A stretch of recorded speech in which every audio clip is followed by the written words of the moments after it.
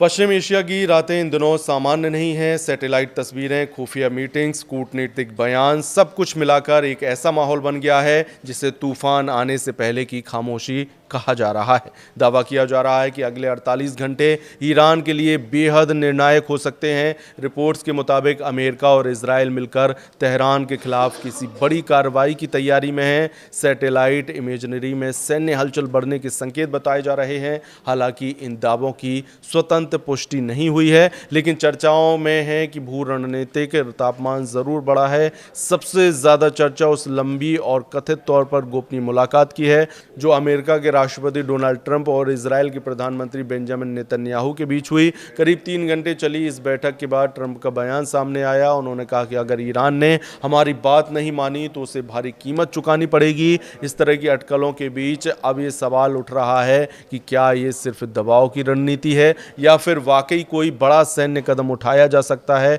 खबरों में यह भी कहा जा रहा है कि इजराइल पिछले 1.5 महीने से चुपचाप तैयारी में जुटा है। लगभग 300 लड़ाकू जेट्स को स्टैंड बाई पर रखा गया है। कुछ नागरिक हवाई अड्डों को अस्थायी रूप से सैन्य उपयोग के लिए तैयार किए जाने की भी बात कही जा रही है। अगर ये सच है तो संकेत है कि संभावित ऑपरेशन व्यापक और बहुस्तरीय हो सकता है। दूसरी तरफ अमेरिका आधिकारिक तौर पर ईरान से परमाणु कार्यक्रम को लेकर बातचीत भी कर रहा है, लेकिन इजराइल का रुख ज्यादा कठोर माना जा रहा है। वह न सिर्फ परमाणु कार्यक्रम बल्कि ईरान की बैलिस्टिक मिसाइल क्षमताओं को भी रोकना चाहता है। यही वह वजह है कि जहां कथित मतभेद दिखाई दे रहे हैं, कुछ विश्लेषकों का मानना है कि यह गुड कॉप बैड कॉप की रणनीति हो सकती है। अमेरिका बातचीत का दरवाजा खुला रखे जबकि इजराइल सैन्य विकल्प को जीवित रखे। इससे ईरान पर मनोवैज्ञानिक दबाव बढ़ता है। दूसरी धारणा यह है कि अमेरिका खुद को सीधे टकराव से दूर दिखाना चाहता है ताकि अगर हमला हो भी जाए